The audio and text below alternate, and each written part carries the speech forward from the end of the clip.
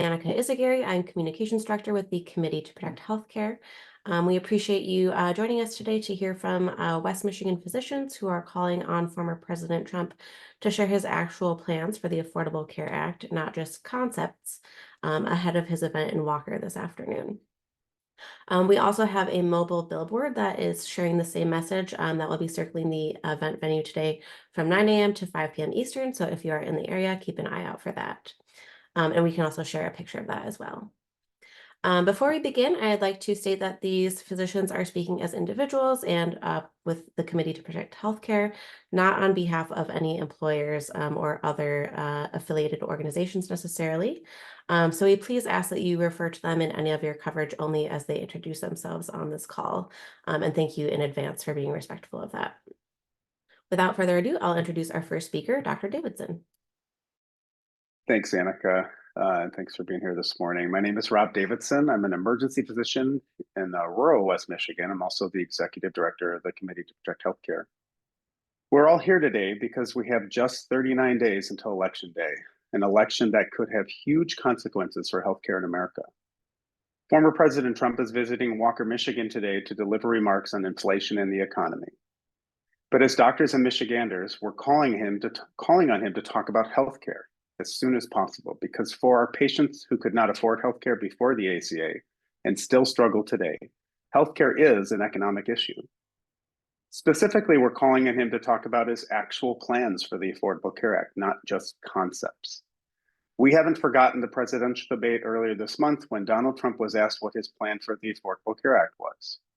First, Trump said, and I quote, "Obamacare was lousy healthcare, always was."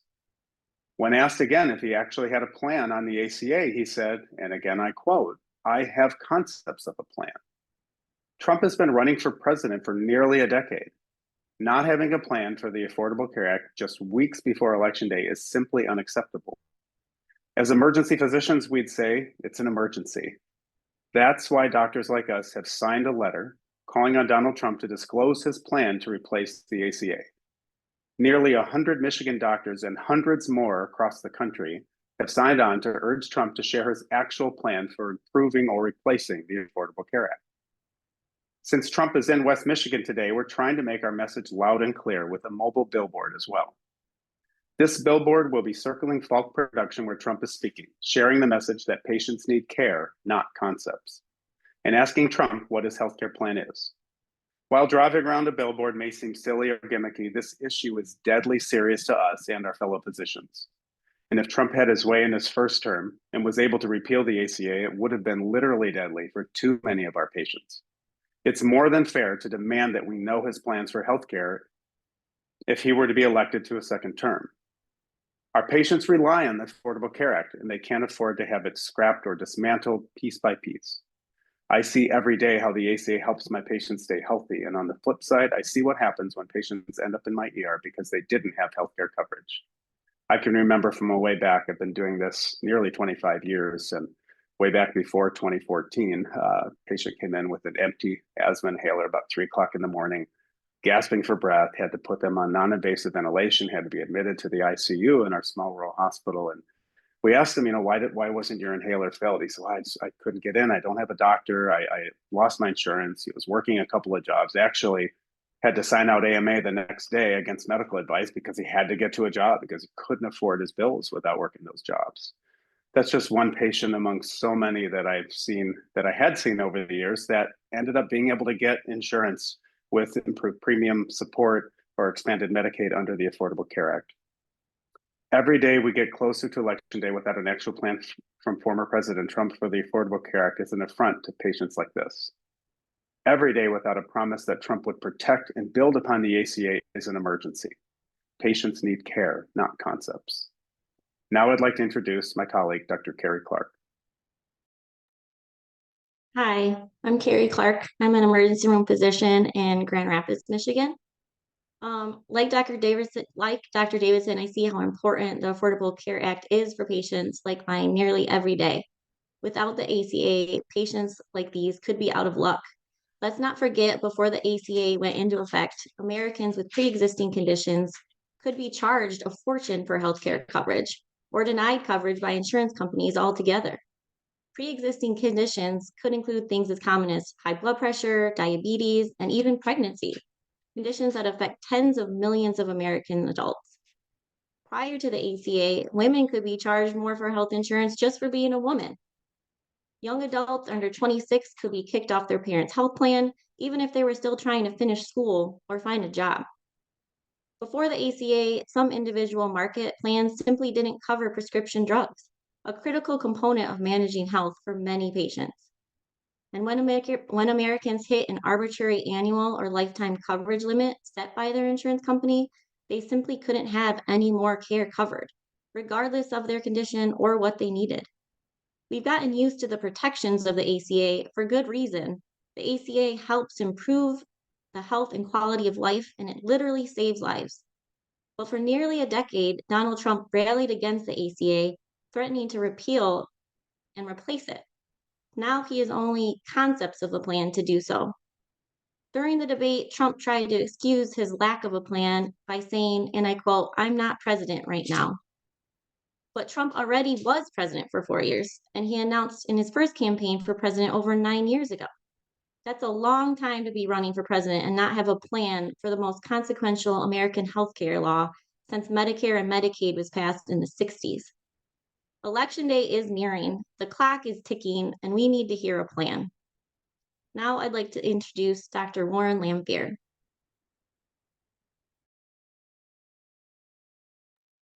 Oh, you're still on mute, Dr. Lamphere. Sorry about that. Good morning. My name is Dr. Warren Lamphere. I'm a recently retired emergency physician from Grand Rapids, Michigan. I teach at the local medical school. Nearly 100 Michigan physicians have signed the letter demanding a healthcare plan from Trump because we believe our patients deserve to know what would be in store for their healthcare in a second Trump presidency. While Trump either can't or won't share his plans, his track record on the ACA gives us a lot of cause for concern. When Trump first started running for president back in 2015, he said about the ACA, quote, "It's got to go." The following year, he said, quote, "If we don't repeal and replace Obamacare, we will destroy American healthcare forever," quote. Even just earlier this year, he promised to repeal the ACA, saying, quote, "Obamacare is a catastrophe. Nobody talks about it. You know, without John McCain, we would have had it done." This summer, he started saying he wanted to make the ACA much better, but as we know, he can't produce a plan to do so. And when he was president, he actually worked to make the ACA worse. The Trump administration reduced outreach about enrollment and actually cut the annual enrollment period nearly in half. The Trump administration cut subsidies to insurance companies offering coverage on the exchanges. That prompted insurance companies to raise premiums to cover those costs, which then increased federal premium subsidies, leaving taxpayers on the hook.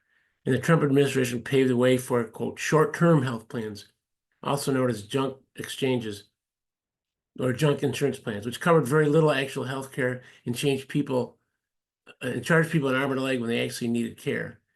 Well, Trump was president between 2017 and 2018. The uninsured rate increased from 7.9% to 8.5%, approximately 2 million people.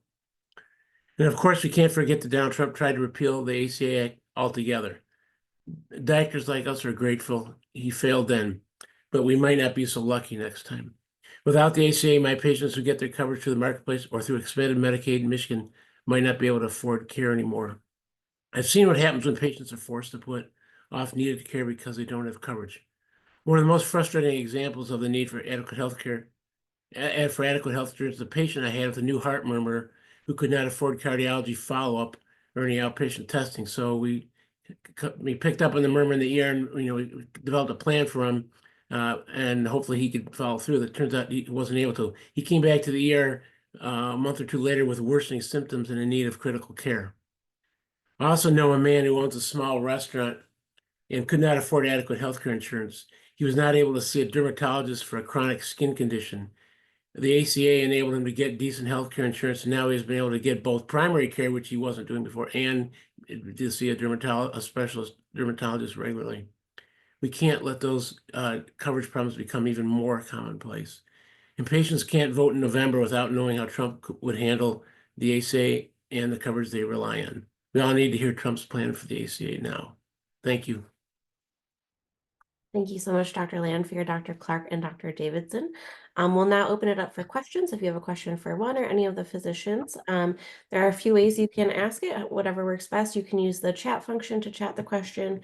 You can use the Q&A function, or if you prefer, you can raise your hand and I can unmute you so you can ask your question verbally. So we'll allow a few moments for folks to be able to ask any of those questions.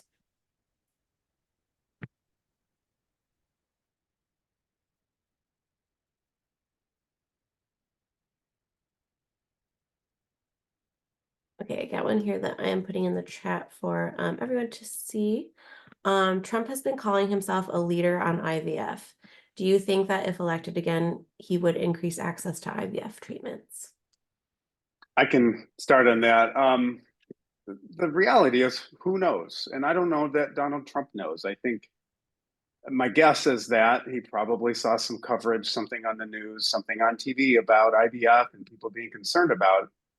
So he just off the cuff said, well, we'll make IVF free. Well, the reality is Project 2025, which has been authored by people who work with Donald Trump, people who will undoubtedly be in his next administration were he to be elected, are specifically pushing personhood bills, that make an embryo a person, that make IVF very problematic in places where that has been instituted in the past, right? We all remember down in, I think it was Alabama, where briefly it was outlawed and they had to come together for emergency session to try to do something about the courts outlawing it based on their laws.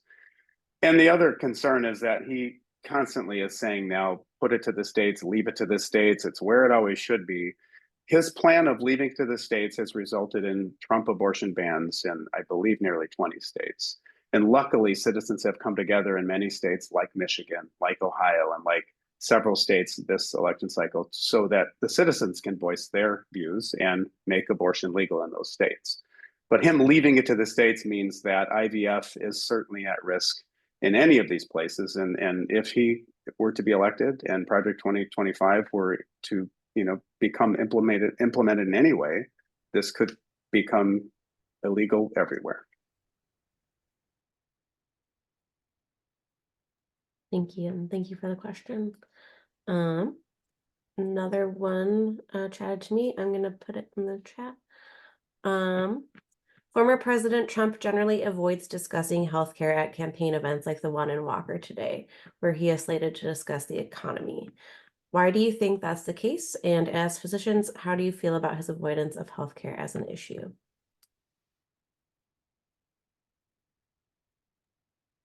I'll give a simple answer. Go ahead, Dr. Clark. I can follow you. I was just gonna say, I think it's just what we have all been saying already today. He doesn't have a plan. So he doesn't have anything to speak on yet.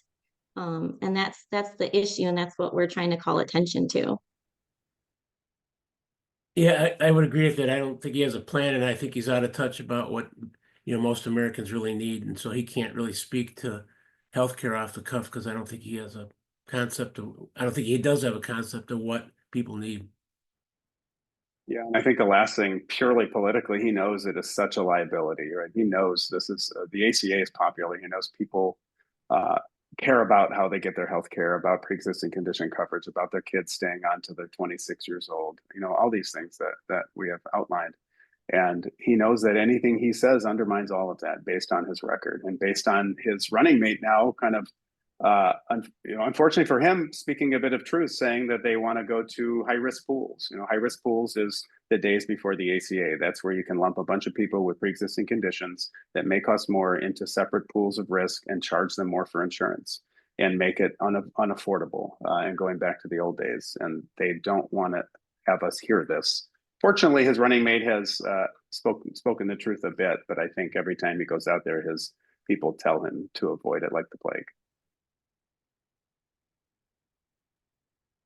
Thank you all.